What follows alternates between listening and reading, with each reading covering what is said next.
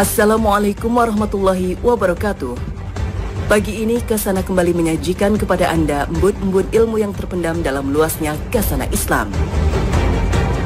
Pemirsa, muamalah hutang piutang adalah muamalah yang dibolehkan dan ini masuk dalam bab at-ta'awun 'alal birri wat taqwa, saling tolong-menolong dalam kebaikan dan ketakwaan. Jadi, semboyan hutang piutang itu harus ta'awun atau saling tolong-menolong, bukan membinasakan, mengeruk keuntungan sebanyak-banyaknya dari muamalah hutang piutang itu. Allah Subhanahu wa Ta'ala berfirman, "Dan tolong-menolonglah kamu dalam mengerjakan kebaikan dan takwa, dan jangan kamu tolong-menolong dalam berbuat dosa dan maksiat atau pelanggaran." Quran Surat Al-Ma'idah ayat 2. Walaupun hutang itu dibolehkan, sebaiknya bersikap ekstra hati-hati, karena hutang itu jika dianggap remeh, dapat mendatangkan kehinaan dan menjadi sebab terhalangnya seorang hamba masuk surga. Bahkan bisa menjadi sebab terjerumusnya ia ke dalam neraka.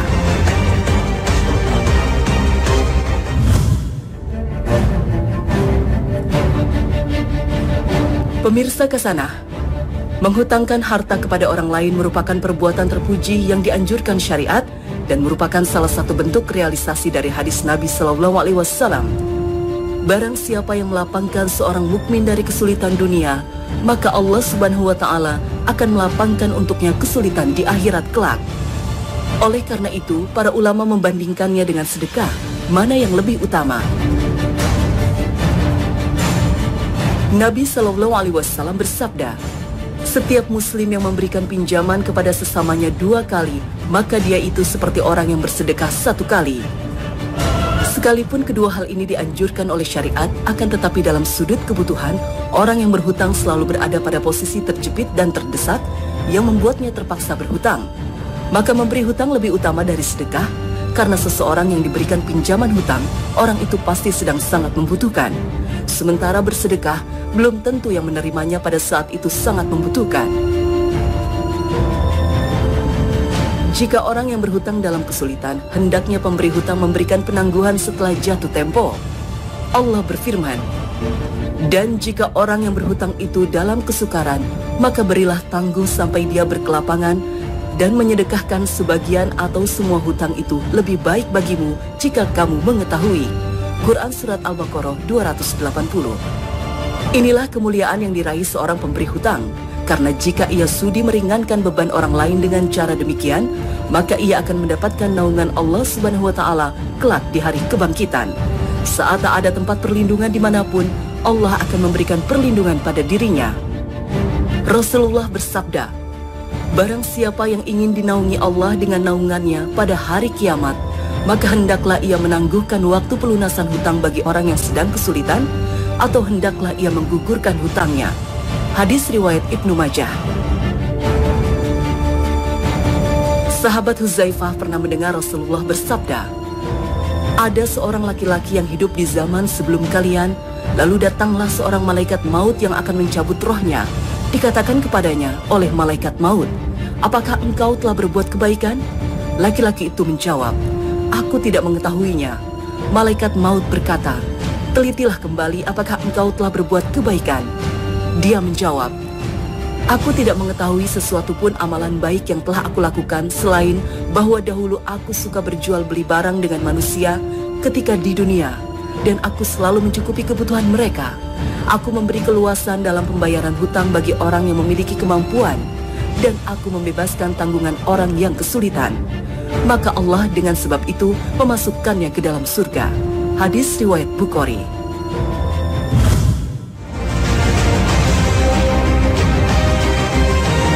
Pemirsa, bagaimana Islam mengatur hutang piutang yang membawa pelakunya ke surga dan menghindarkan dari api neraka?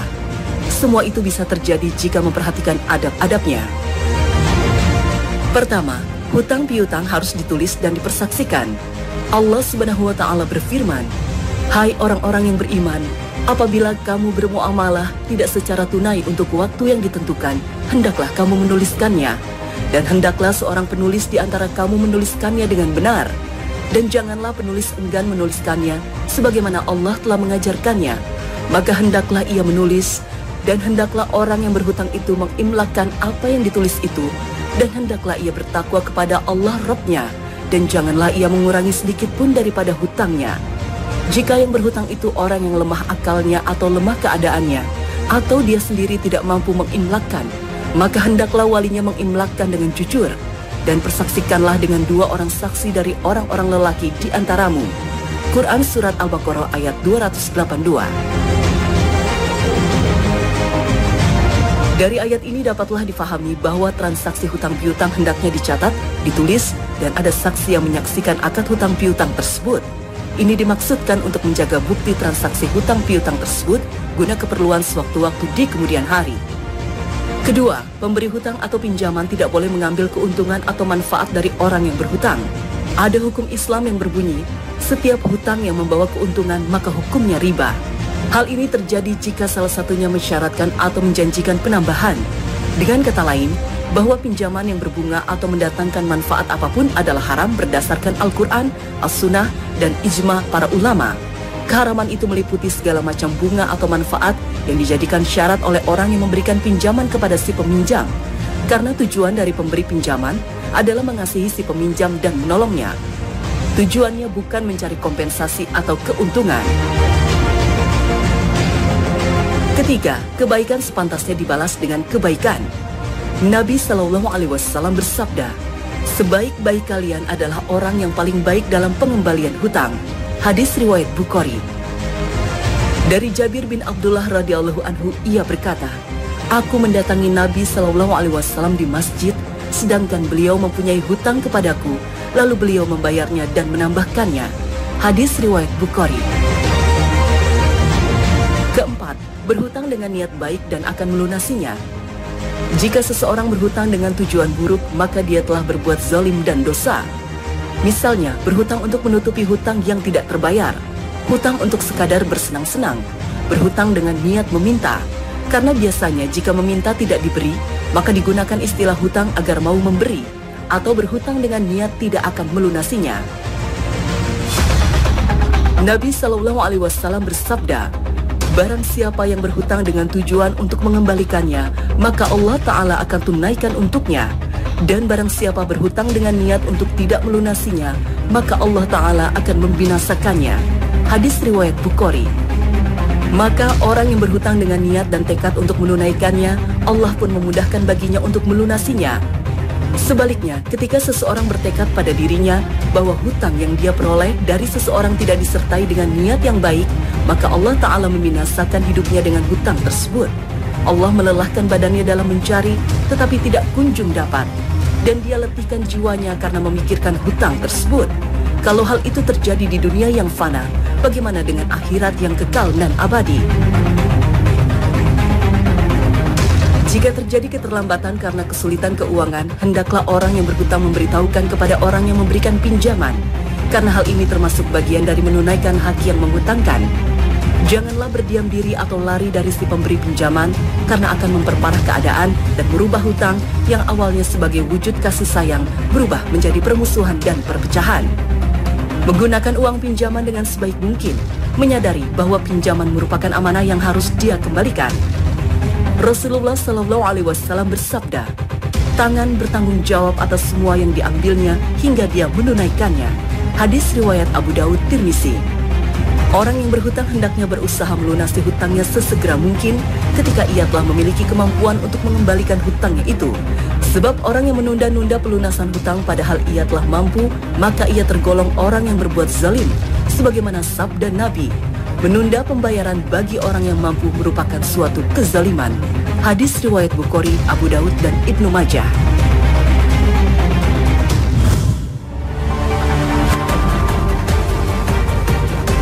Pemirsa Kasana, berhutang termasuk praktik yang dibolehkan, tapi alangkah nikmatnya jika kita hidup tanpa ada beban hutang.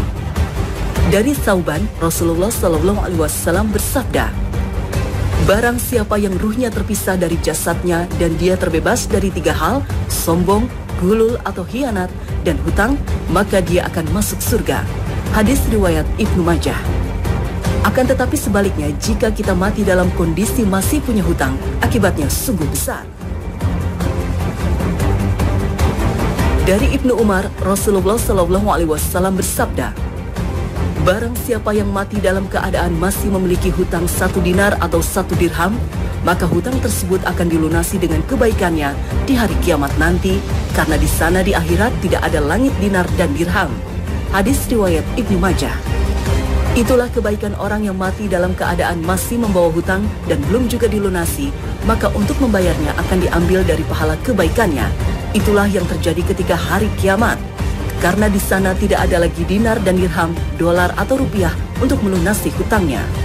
Bahkan Rasul Shallallahu Alaihi Wasallam menegaskan dalam hadis lain, jiwa seorang mukmin masih bergantung dengan hutangnya hingga dia melunasinya. Hadis riwayat Tirmizi. Apa yang dimaksud dengan menggantung? Al-Iraqi menjelaskan, urusan yang masih menggantung tidak ada hukuman baginya. Tidak bisa ditentukan apakah dia selamat atau binasa sampai dilihat bahwa hutangnya tersebut lunas atau tidak. Sementara jika orang yang berhutang berniat tidak mau melunasi hutang akan dihukumi sebagai pencuri. Rasulullah SAW bersabda, siapa saja yang berhutang lalu berniat tidak mau melunasinya, maka dia akan bertemu Allah pada hari kiamat dalam status sebagai pencuri. Hadis riwayat Ibnu Majah. Al-Munawi menegaskan, orang seperti ini akan dikumpulkan bersama golongan pencuri dan akan diberi balasan sebagaimana mereka. Bahkan Ibnu Majah juga membawakan riwayat lainnya. Rasulullah SAW bersabda, barang siapa yang mengambil harta manusia dengan niat ingin menghancurkannya, maka Allah juga akan menghancurkan dirinya. Hadis riwayat Bukhari dan Ibnu Majah.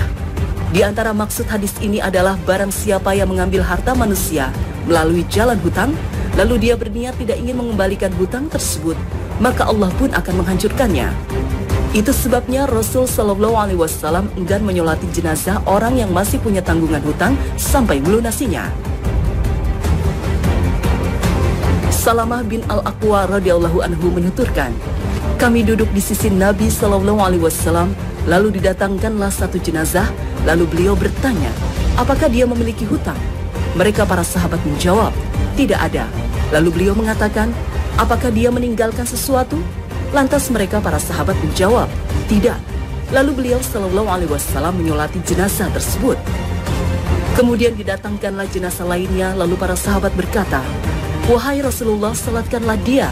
Lalu beliau bertanya, apakah dia memiliki hutang? Mereka para sahabat menjawab, iya. Lalu beliau mengatakan, apakah dia meninggalkan sesuatu? Lantas mereka para sahabat menjawab, ada sebanyak 3 dinar. Lalu beliau mensolati jenazah tersebut. Kemudian didatangkan lagi jenazah ketiga. Lalu para sahabat berkata, solatkanlah dia. Beliau bertanya, apakah dia meninggalkan sesuatu? Mereka para sahabat menjawab, tidak ada. Lalu beliau bertanya, apakah dia memiliki hutang? Mereka menjawab, ada 3 dinar. Beliau berkata, solatkanlah sahabat kalian ini. Lantas Abu Qatadah berkata, wahai Rasulullah, solatkanlah dia, biar aku saja yang menanggung hutangnya. Kemudian beliau pun menyolatinya. Hadis riwayat Bukhari. Begitu besar dan bahayanya hutang jika tidak dibayarkan. Rasul Shallallahu Alaihi Wasallam bahkan mengabarkan pada kita bahwa hutang akan menghambat seseorang di akhirat sekalipun ia mati syahid. Rasul Shallallahu Alaihi Wasallam bersabda, semua dosa orang yang mati syahid akan diampuni kecuali hutang. Hadis riwayat Muslim. Oleh karena itu, seseorang hendaknya berpikir, mampukah saya melunasi hutang tersebut dan mendesakkah saya berhutang? Karena ingatlah, hutang pada manusia tidak bisa dilunasi hanya dengan istighfar.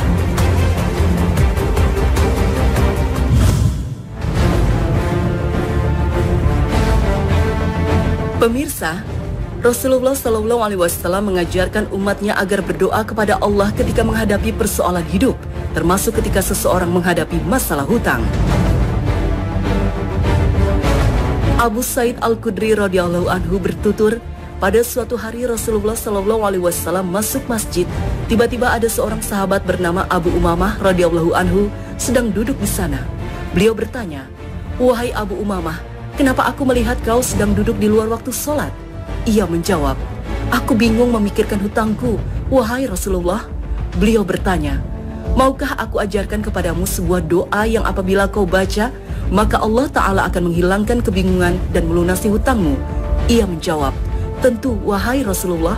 Beliau bersabda, jika kau berada di waktu pagi maupun sore hari, bacalah doa.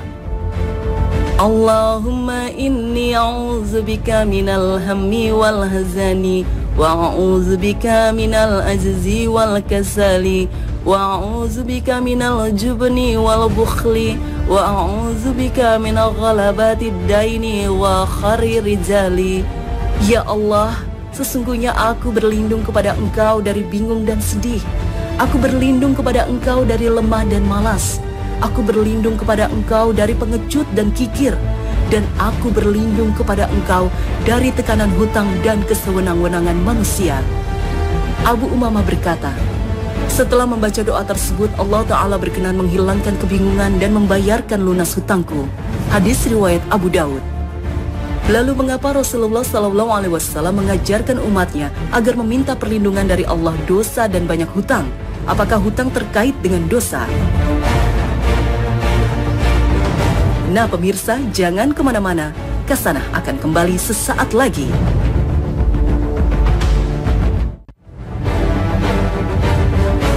Nabi SAW meminta perlindungan kepada Allah dari berbuat dosa dan banyak hutang, karena banyak dosa akan mendatangkan kerugian di akhirat, sedangkan banyak hutang akan mendatangkan kerugian di dunia. Oleh karena itu Rasul sering berdoa dengan membaca, Allahumma inni a'udzubika minal matsami wal maghram.